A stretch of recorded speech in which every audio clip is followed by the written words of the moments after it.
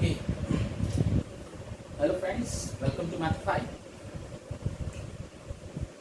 This is lecture number 6, I guess, for class 11th. Kinematics is the running topic. एक break पर था मैं पिछले मेरे ख्याल से 10 दिन से हमने लेक्चर नहीं डाला है YouTube पे because of a good news, because I have become a father of a baby boy.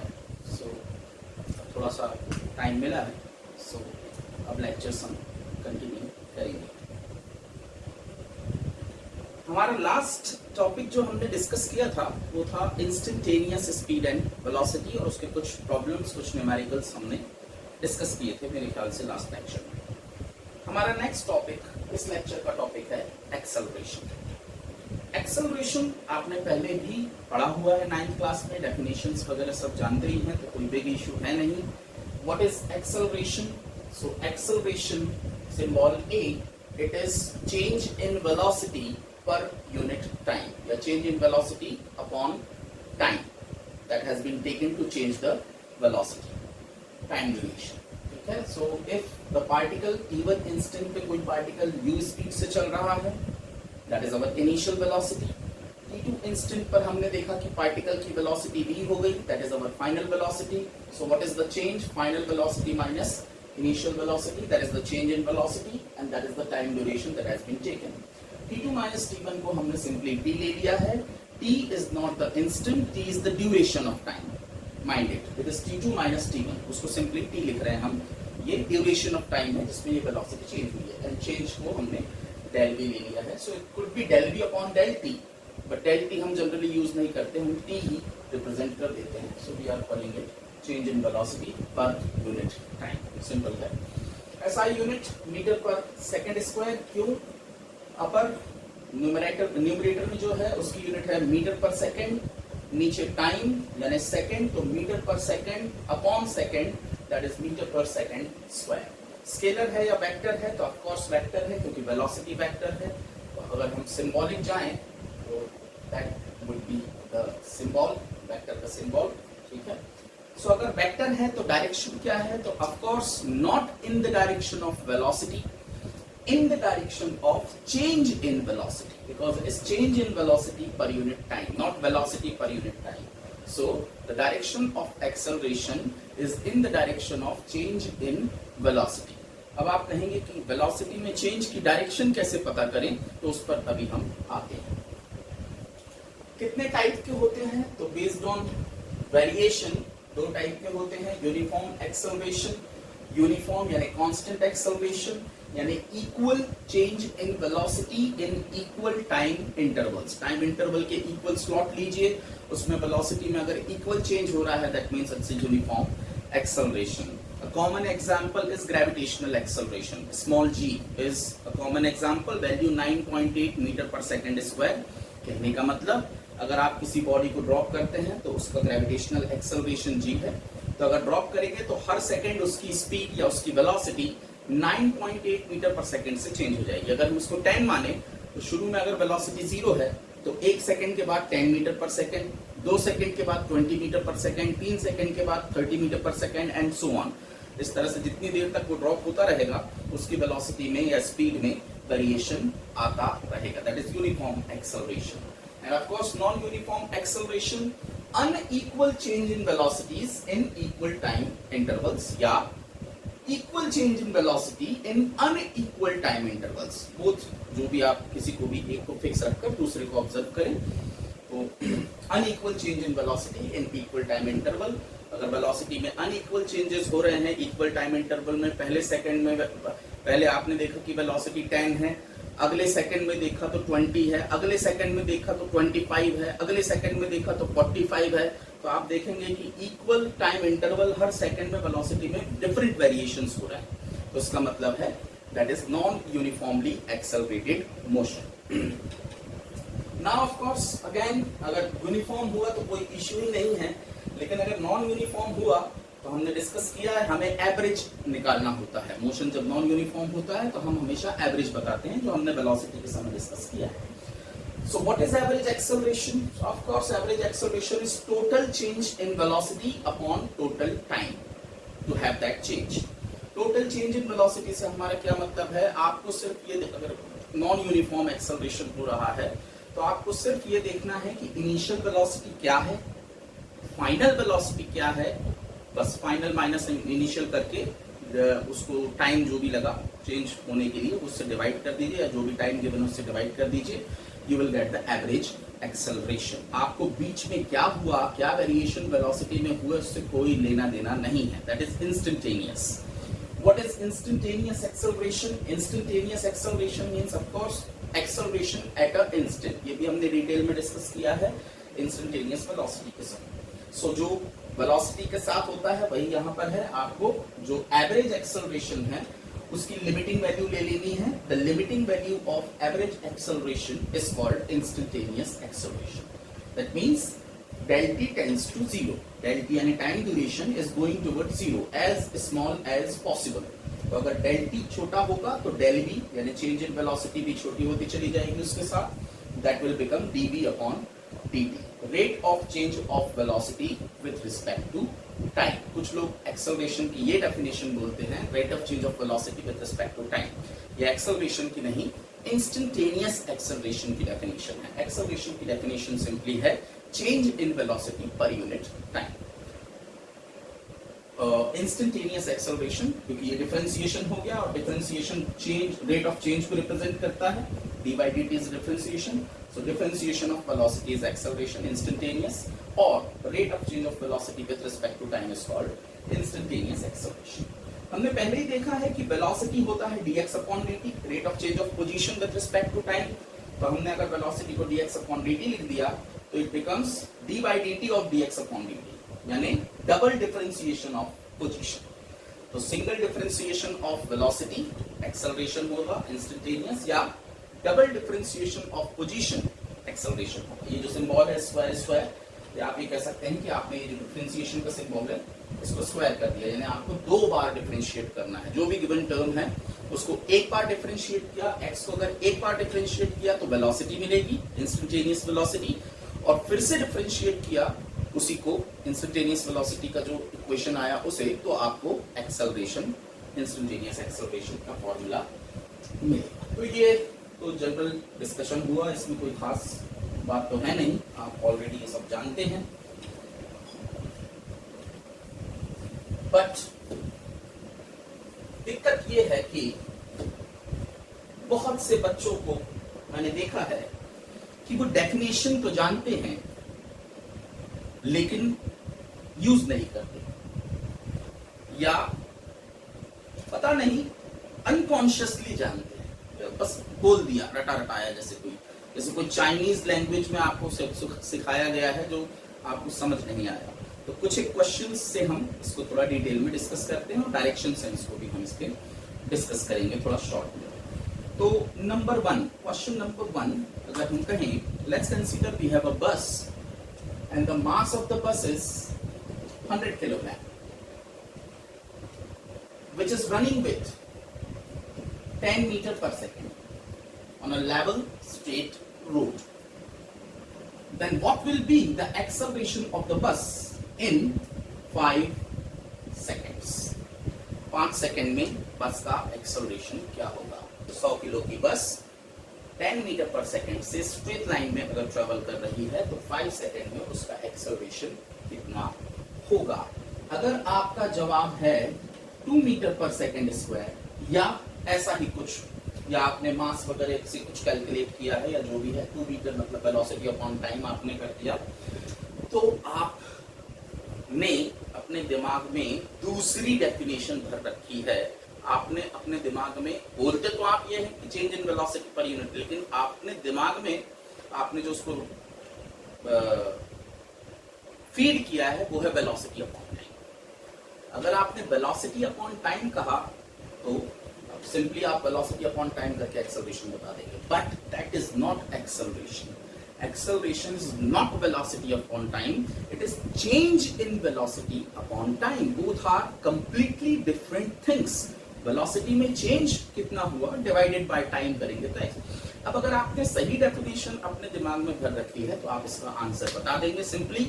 अगर आपने कहा कि चेंज इन वेलोसिटी तो आप पूछेंगे कि भाई वेलोसिटी में कितना चेंज हुआ, तो आप कहेंगे कि भाई बस तो 10 मीटर पर सेकंड से चल रही है, तो वेलोसिटी में तो चेंज हो ही नहीं रहा है। थोड़ी देर बाद 5 सेकंड बाद भी उसकी वेलोसिटी 10 मीटर पर सेकंड ही रहेगी। मैंने ये तो नहीं कहा कि बढ़ रही है या घट रही है, it's running with 10 metre per second. So what is the change in velocity?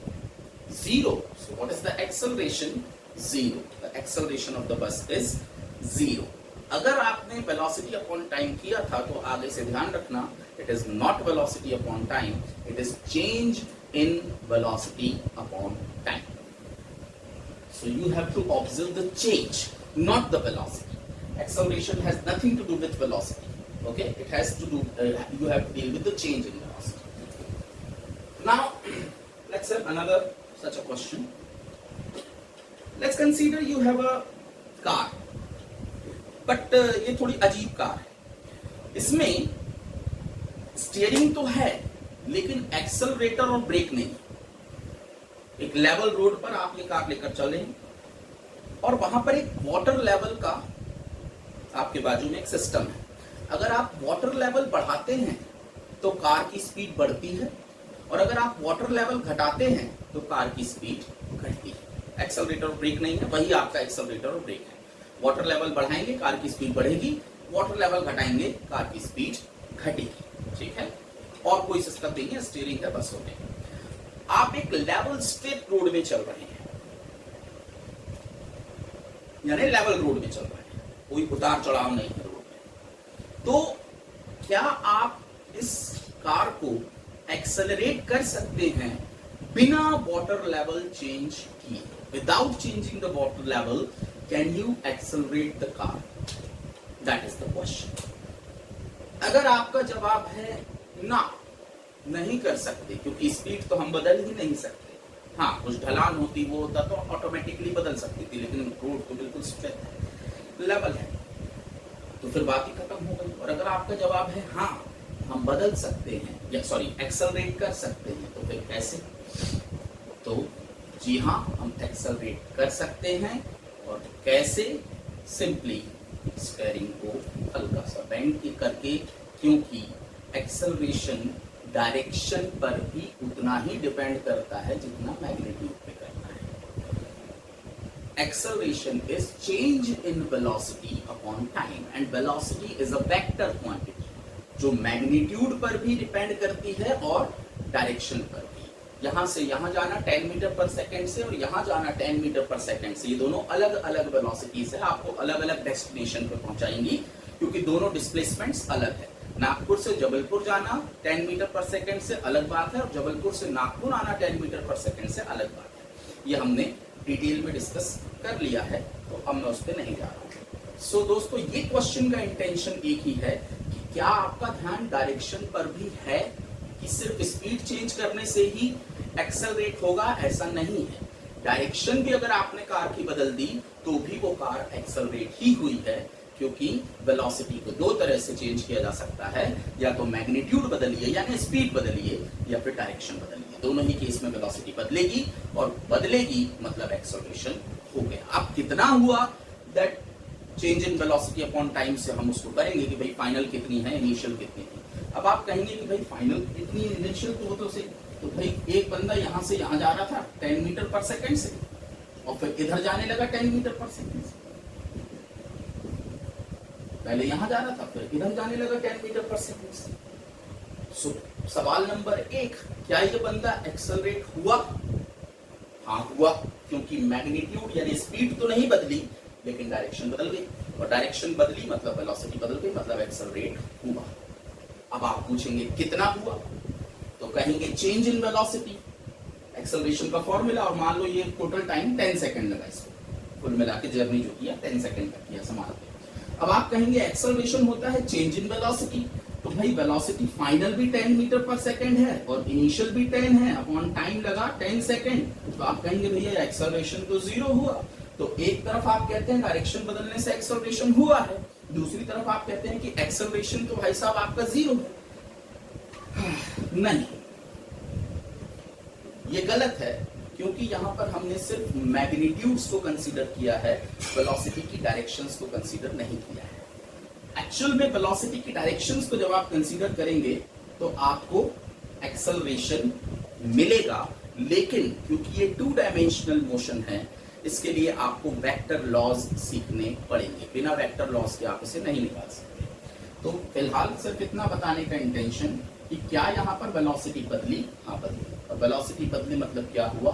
Acceleration हुआ। कहां पर हुआ? तो ए, बी और सी अगर हम 3 पॉइंट लें, क्या ए से बी पहुंचने के बीच में क्या कोई एक्सेलरेशन हुआ? तो आप देखें, ना तो डायरेक्शन बदली ना स्पीड बदली, मतलब कोई एक्सेलरेशन नहीं हुआ। बी पर सडनली डायरेक्शन बदली, बी पर डायरेक्शन बदली, यानी इस पॉइंट पर एक्सेलरेशन हुआ क्योंकि डायरेक्शन बदल गई। और फिर उसके बाद आगे सी तक जाने में न मैग्नीट्यूड बदला ना डायरेक्शन, यानी अगेन एक्सेलरेशन यहां से यहां तक 0 रहा। यानी एक्सेलरेशन सिर्फ आपको कहां पर मिला? पॉइंट बी पर, वो इंस्टेंटेनियस एक्सेलरेशन हुआ। हाँ, कितना हुआ, क्या हुआ, वो हम वेक्टर सीखने के बाद ही बता पाएंगे। अभी आप सिर्फ इतना ऑब्जर्व करना सीख लें, 2D मोशन या 3D या कोई भी मोशन हो, 1D में तो कोई इश्यू ही नहीं है कि भाई what is acceleration? So acceleration is change in velocity. कितने तरीके से वेलोसिटी को चेंज कर सकते हैं? 2 तरीके से, मैग्नीट्यूड यानी स्पीड बदलें और डायरेक्शन बदलें। ड्यूरिंग द मोशन, अगर आप मोशन कर रहे हैं, मान लीजिए आपके पास बाइक है और बाइक से आप मोशन कर रहे हैं, तो हम एक्सेलरेटर जिसको कहते हैं उसी ने सबसे ज्यादा कंफ्यूजन मचा के रखा है, क्योंकि उससे हम सिर्फ स्पीड बदलते हैं। तो एक्सेलरेटर अकेला एक्सेलरेटर नहीं है जो एक्सेलरेट करता है गाड़ी को। आपका हैंडल भी एक्सेलरेटर है क्योंकि वो भी डायरेक्शन बदल देता है। ब्रेक भी एक्सेलरेटर है क्योंकि वो भी स्पीड में वेरिएशन करता है।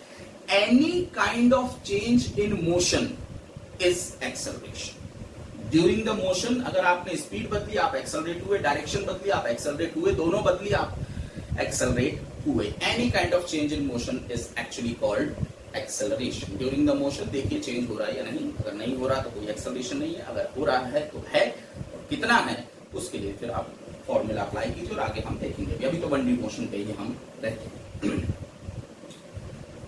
तो ये हुई बात। इसके बाद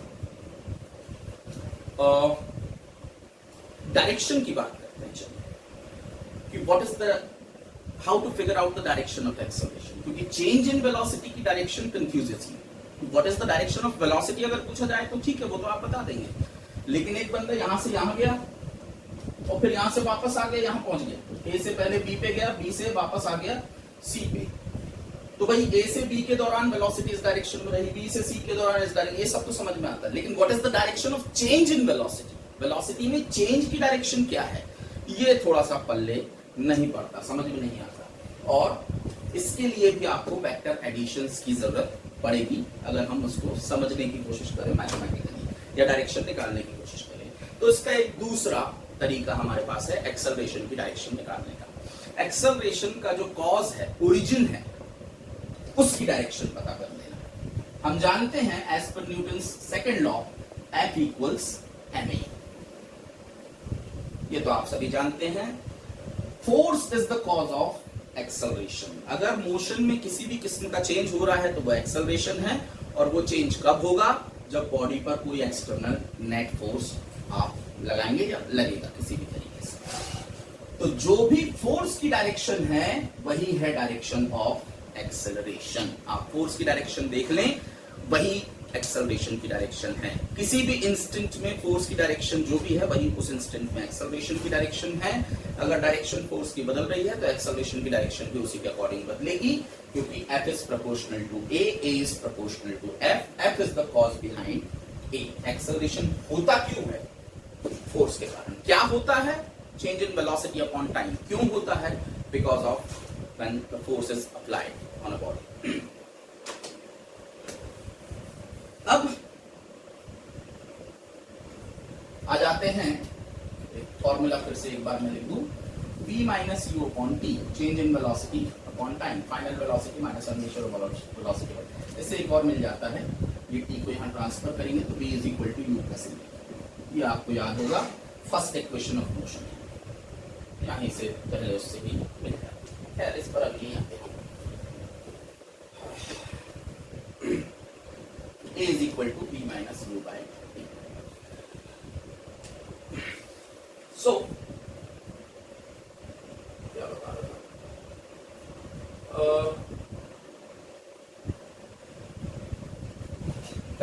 हाँ डायरेक्शन। ठीक है, पहली बात तो ये कि अगर v is greater than u is 1, this implies acceleration is positive.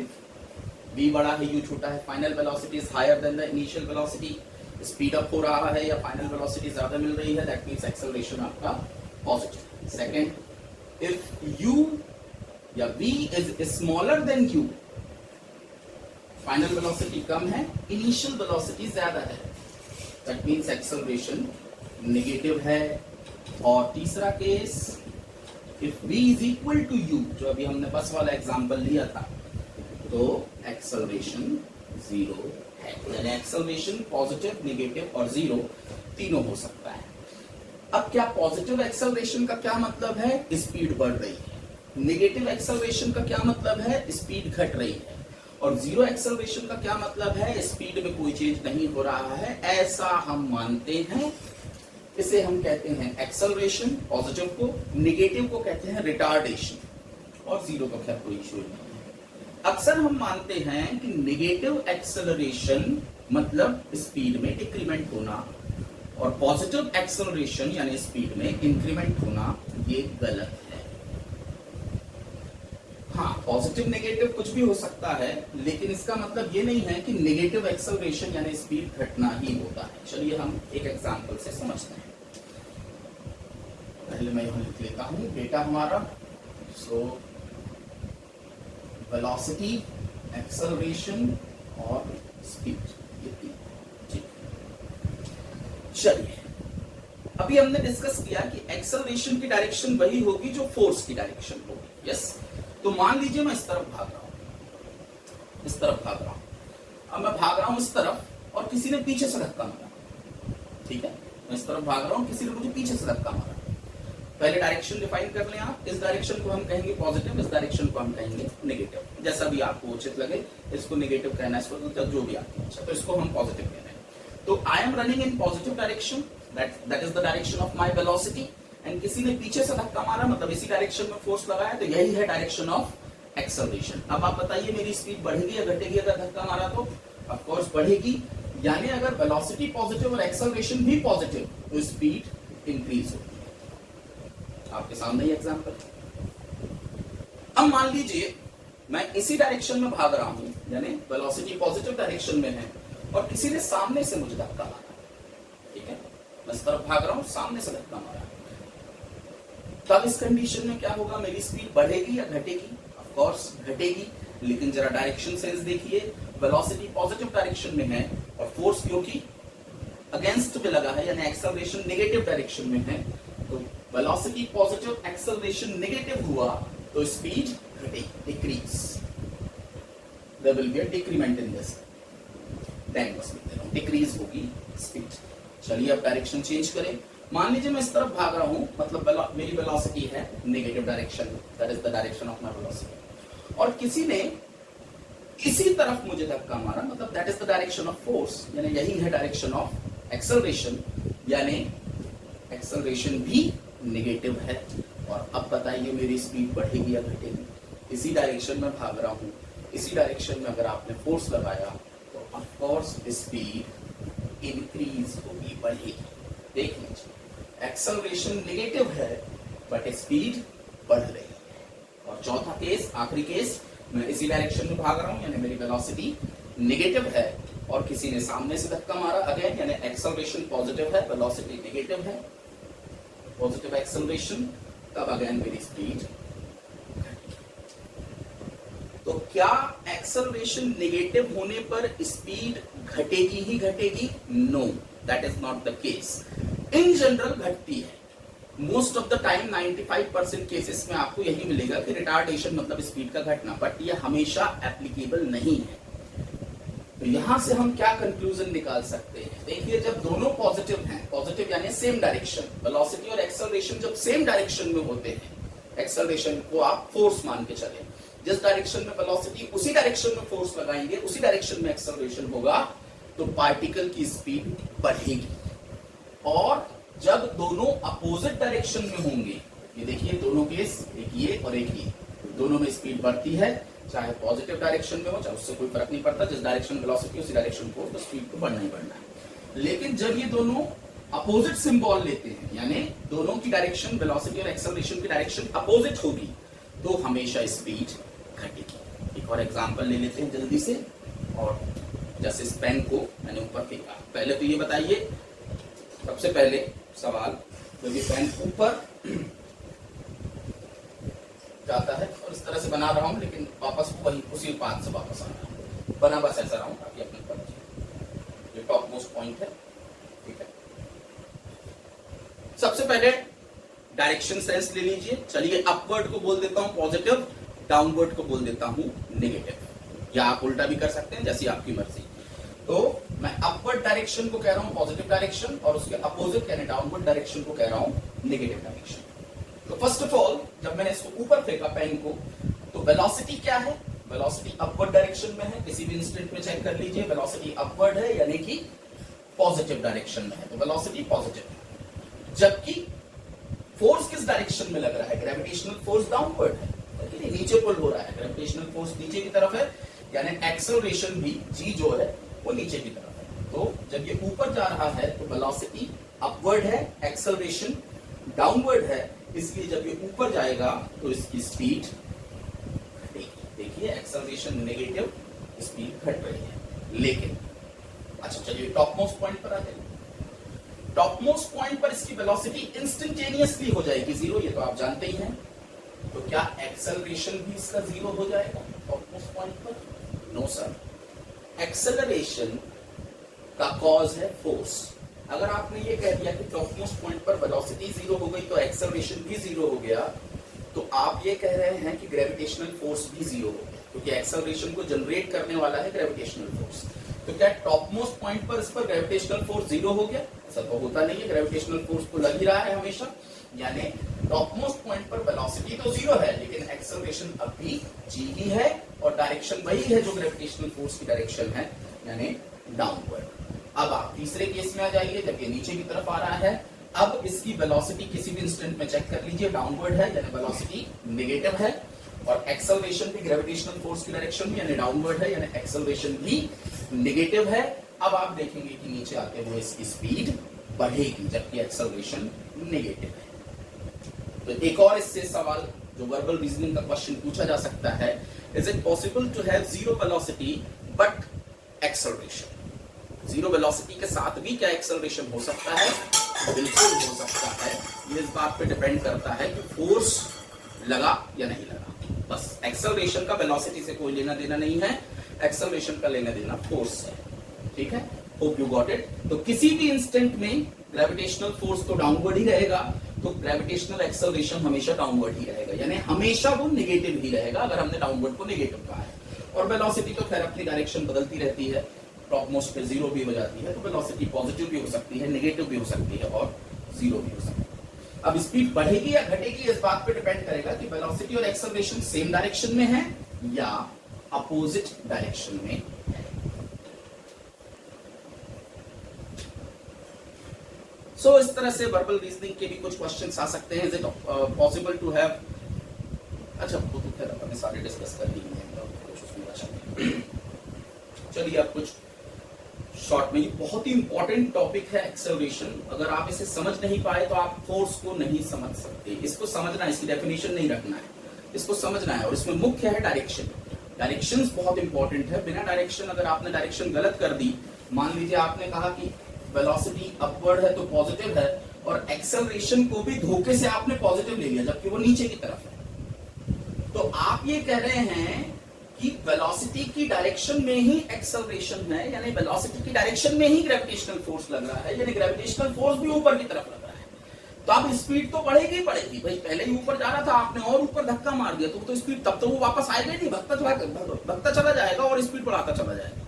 तो पूरा उल्टा ही मामला हो जाएगा। सिर्फ एक माइनस प्लस सिंबल से कहानी ही पलट जाएगी, पूरी दुनिया उलट पलट हो जाएगी।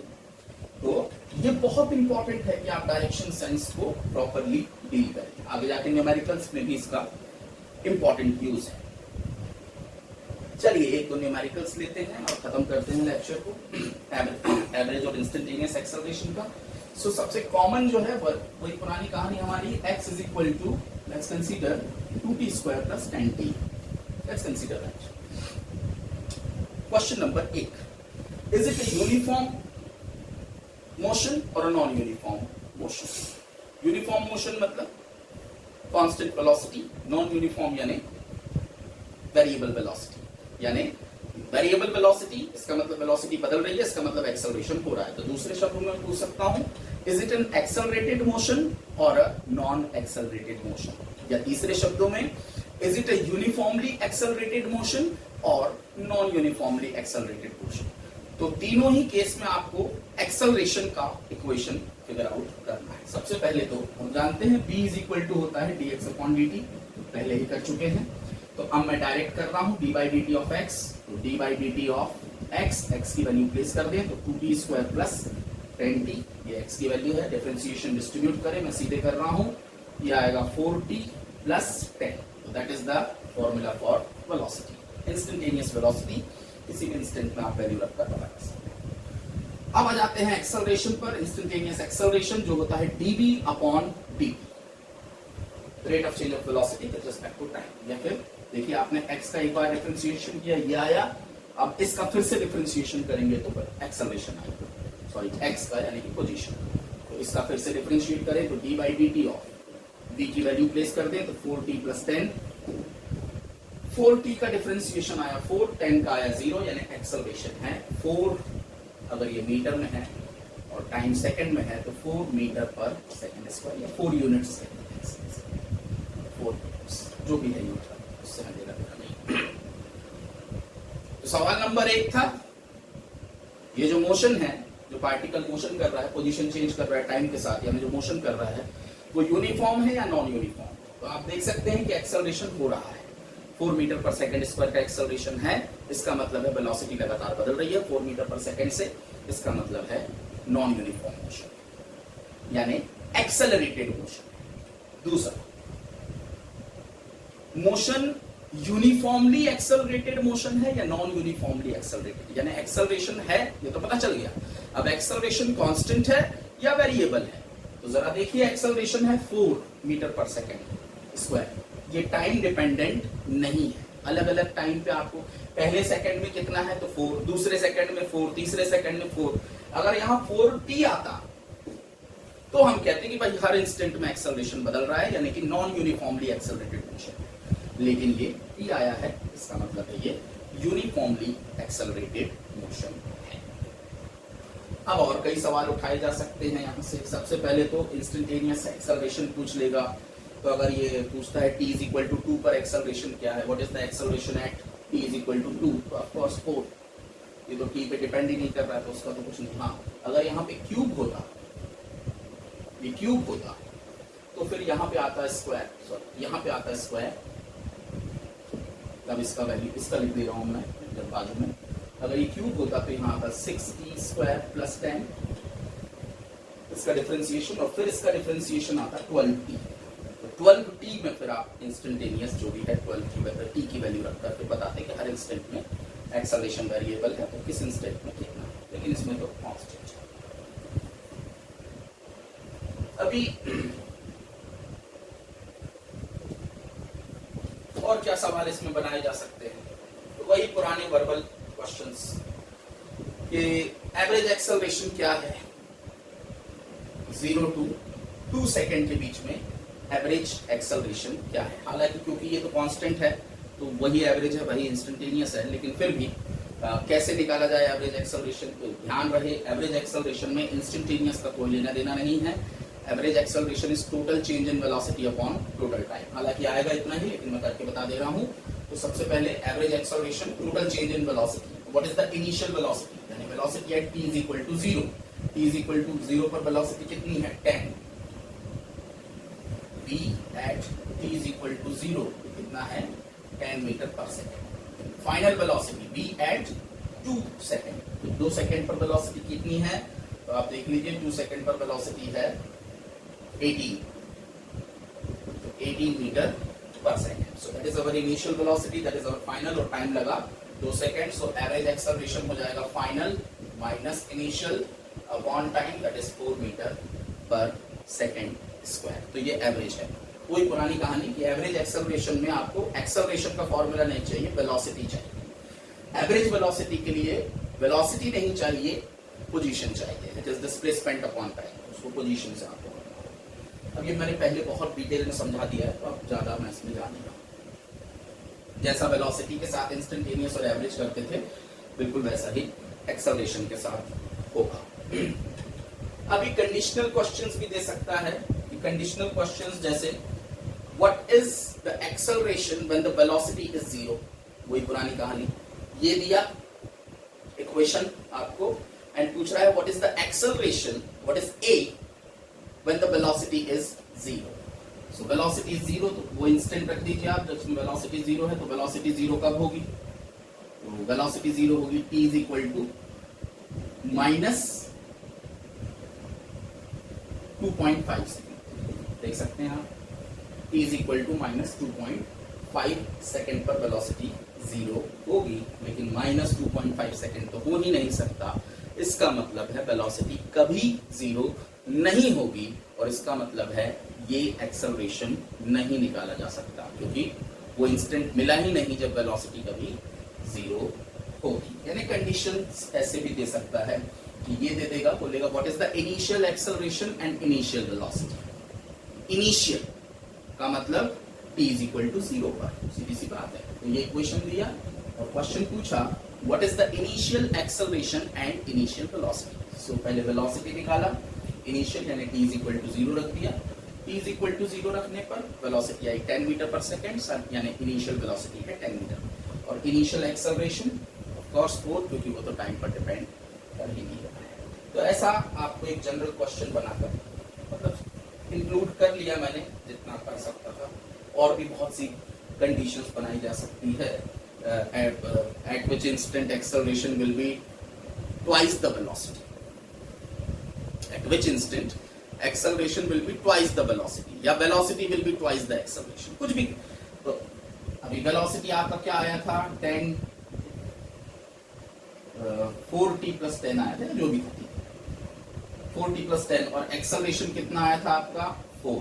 अब वो क्या बोल रहा है at which instant velocity is twice the acceleration. तो पूछ क्या रहा है t, और कंडीशन क्या दिया है v should be twice a। लगा तो 4t plus 10 must be equal to 2 into a यानी 4। तो इसका मतलब ये हो गया 8, ये इधर गया, तो इसका मतलब आएगा निगेटिव।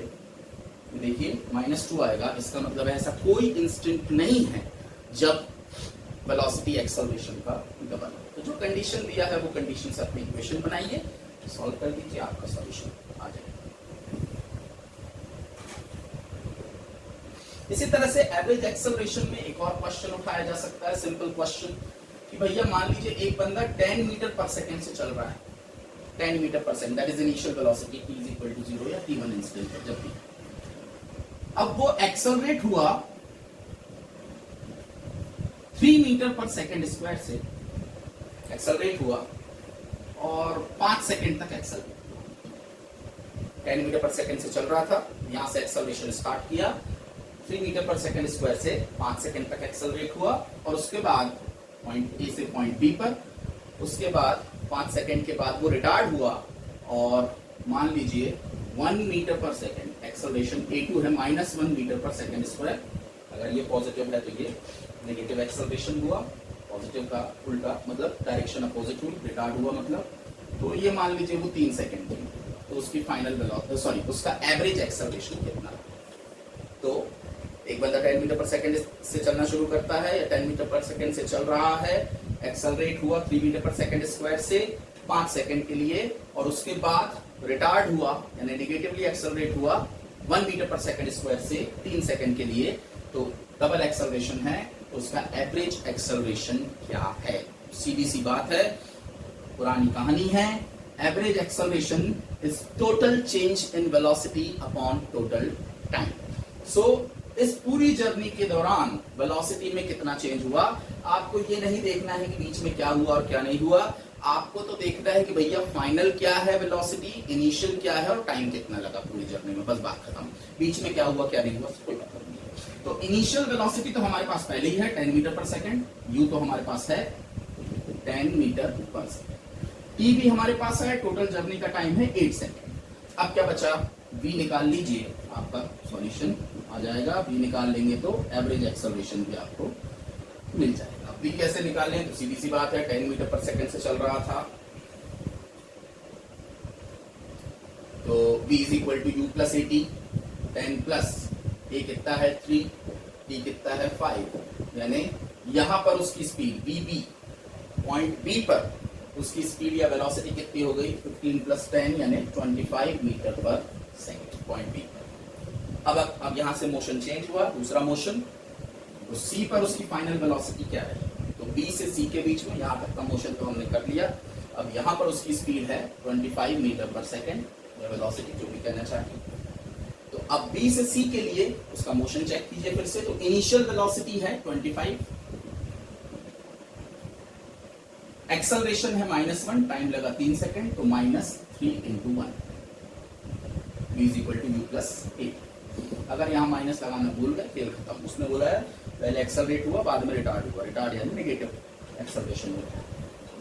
तो ये हो गया 22 metre per second. So what is the change in velocity, initial velocity 10, final velocity 22 meter per second. What is the time? 8 seconds. So the average acceleration is final, that is 22 minus initial, that is 10 upon time, that is 8. Calculate कर लीजिए, you will get your average acceleration. Could be positive, could be negative. So कोई फर्क नहीं. So that is how you figure out your average. Average का मतलब total change upon total time. अगर average velocity है तो total change in displacement upon total time, बीच में क्या हुआ कोई मतलब नहीं है। एवरेज वेलोसिटी है तो total change in velocity upon total time, बीच में क्या हुआ उससे कोई मतलब नहीं है। और इस तरह से उसने कंडीशन दिया जिससे पहले आप फाइनल वेलोसिटी निकाल लो और उसके बाद फिर final minus initial upon time कर लो। उसमें इंस्टेंटेनियस को कोई इशू नहीं है। तो ये कुछ जनरल क्वेश्चंस हैं जो पूछे जा सकते हैं एक्सेलरेशन के बारे में। अभी और इसमें अपग्रेड होंगे हम, लेकिन अभी तक हमने इक्वेशन ऑफ मोशन से पूरा डील नहीं किया है। पहले इक्वेशन ऑफ मोशन डिराइव करेंगे, उसके बाद फिर हम यूनिफॉर्म और नॉन यूनिफॉर्मली एक्सेलरेटेड मोशन के काफी सारे प्रॉब्लम्स करेंगे, सीखेंगे कि कैसे उन प्रॉब्लम्स से डील करना। आज के लेक्चर में इतना ही।